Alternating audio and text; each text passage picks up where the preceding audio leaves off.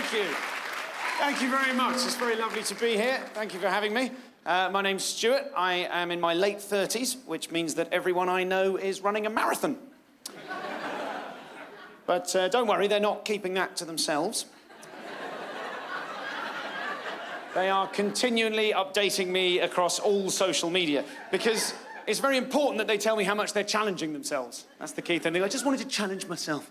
Just wasn't challenging myself enough. I just wanted to challenge. My friend Hazel genuinely said this to me earlier this year. She said, yeah, I'm running a marathon this year. What are you doing to challenge yourself? I thought, I don't know, trying to stay friends with you. If you really want to push yourself, Hazel, why don't you try training in secret? That'd be quite tough, wouldn't it? I don't mind if you exercise, I'm fine with that. But when people exercise in public, I resent that because it's like they're just trying to jam your face into it. Go, look at me exercising. Like, if you live in a city, you'll know, you probably know someone that runs to work. That upsets me. I don't like that.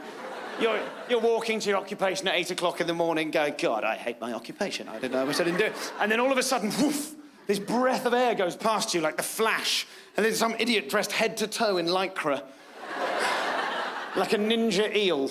Like a cyclist, but with no bike. Just the gear.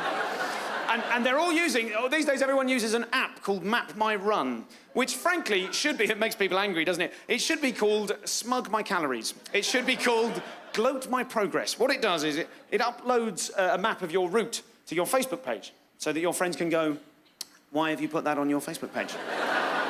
So that you can go, oh God, does that go on Facebook? I had no idea, I didn't realise. I thought it was just for me, that was just private. That's something so embarrassing. I thought it was actually secret. I thought it was etched onto stone tablets and thrown into the ocean. It's so embarrassing as well. Other people, they run at lunch, which infuriates me. If you run to work, fine, it's A to B. If you run at lunch, it's just A to A. It's just A. I'll see you guys back here at A. Okay, bye. I'll be back at A in 5 minutes. Floss, floss, floss. Refuse donut. I don't like it.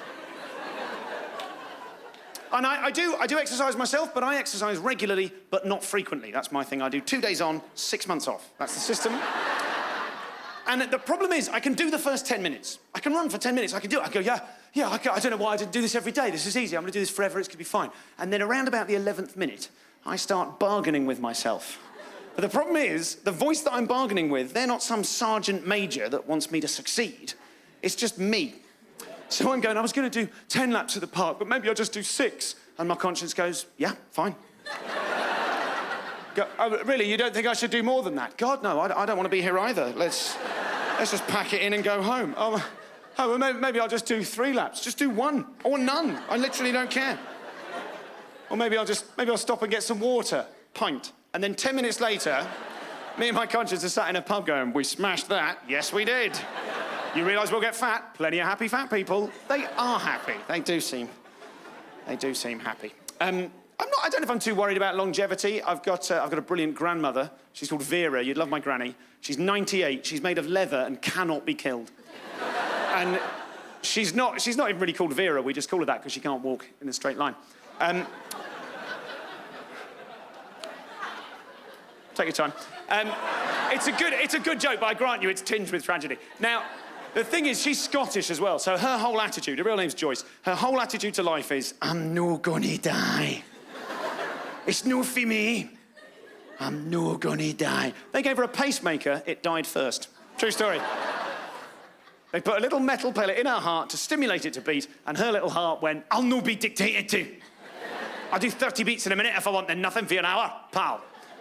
Now, it's very sad. She's got cancer. Bless her, of course she has. She's 98. She's got cancer, inoperable, incurable. But she's so old that the cells in her body are no longer expanding or growing or replicating in any way. So she reckons that from cancer's point of view, it's trapped in an old woman. How good is that? How triumphant is that? Normally, when you hear people are battling cancer, it means chemotherapy, radiotherapy. She is tackling it to the floor and sitting on its head. And I think she's been stalking it as well, because she's Scottish. She's like, I've been waiting for you. I've had no fruit and veg for 90 years. And the way, I'll just tell you this before I go, the way my dad deals with it is very beautiful. It's lovely. He sees her, and he comes back to me, my brother and my sister. He says, listen, if I ever get like that, just promise me you'll unplug me. She's not plugged into anything. He goes, promise me you'll unplug me. And I think what he's trying to say is, I think we should kill her, who's up for it? Listen, I must just tell you, I wrote those jokes about my granny about 18 months ago, and I've really enjoyed telling them all over the world since then. But I want to dedicate my set tonight to the memory of Joyce Goldsmith. Thank you. I'd like to, but she will not die. So I welcome you. Thanks a lot.